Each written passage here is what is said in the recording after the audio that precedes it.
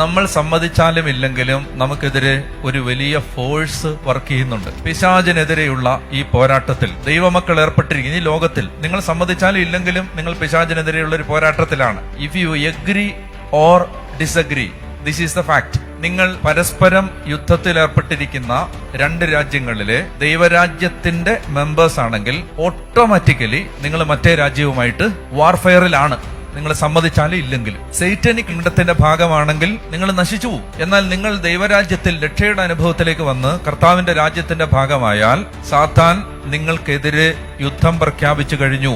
അപ്പൊ ആ സാത്താൻ നമുക്കെതിരെ പ്രവർത്തിച്ചുകൊണ്ടിരിക്കും.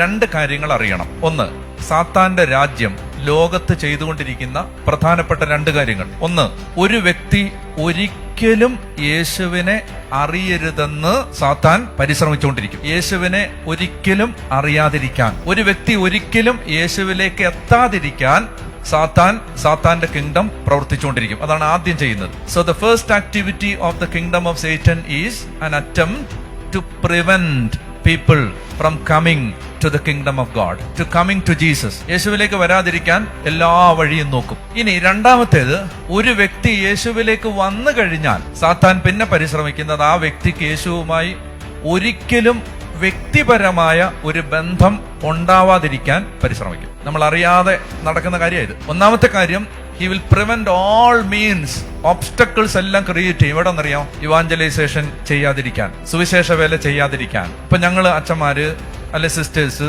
അല്ലെ ദൈവവേല ചെയ്യുന്നവരൊക്കെ സുവിശേഷ വേല ചെയ്യാതിരിക്കാൻ, ഇനി ചെയ്താൽ തന്നെ അത് എഫക്റ്റീവ് ആവാതിരിക്കാൻ, അത് ആളുകളിൽ എത്താതിരിക്കാൻ അവൻ എല്ലാ വഴികളും നോക്കും. അതായത് ഡിസ്ട്രാക്ട് ചെയ്യും. എങ്ങനെയാണ് ഡിസ്ട്രാക്ട് ചെയ്യുന്നത്? ഇങ്ങനെ പറയും, good is the enemy of the best. ബെസ്റ്റിന്റെ എനിമി വേഴ്സ്റ്റ് അല്ല, ഗുഡാണ്. ബൈബിൾ വായിക്കുന്നത് ഒരു നല്ല കാര്യമാണ്. It's a good action. പക്ഷേ ബൈബിൾ വായിച്ചുകൊണ്ടിരിക്കുകയാണ് ഒരാൾ, എപ്പോഴും പ്രാർത്ഥിക്കുന്നേ ഇല്ല. അപ്പോ ഈ ഗുഡ് ആ ബെസ്റ്റിന്റെ എനിമിയാണ്. Do you understand? ഒരാൾ എപ്പോഴും ബൈബിൾ മാത്രം വായിച്ചുകൊണ്ടിരിക്കുകയാണ്, പ്രാർത്ഥിക്കത്തേ ഇല്ല, വിശുദ്ധ കുർബാനയ്ക്ക് പോകത്തേ ഇല്ല. Then this good becomes the enemy of the best. ദൈവവേല ചെയ്യാൻ നിയോഗം കിട്ടിയ ആളുകളെ കൊണ്ട് അത് ചെയ്യിക്കാതെ, ബെസ്റ്റ് ചെയ്യിക്കാതെ ഗുഡായ ഒരുപാട് കാര്യങ്ങൾ ചെയ്യിച്ചുകൊണ്ടിരിക്കും. And this good will prevent the best. അപ്പോ ഞാൻ പറയുന്നത്, എല്ലാ നല്ല കാര്യങ്ങളും ദൈവത്തിന്റെ ബെസ്റ്റ് വിൽ ആവണമെന്നില്ല. രണ്ടാമത്തെ കാര്യം, ഒരാൾ യേശുവിലേക്ക് വന്നു കഴിഞ്ഞാൽ ആ വ്യക്തി യേശുവിനെ വ്യക്തിപരമായി അനുഭവിക്കാതിരിക്കാൻ അവൻ എല്ലാ വഴിയും നോക്കും.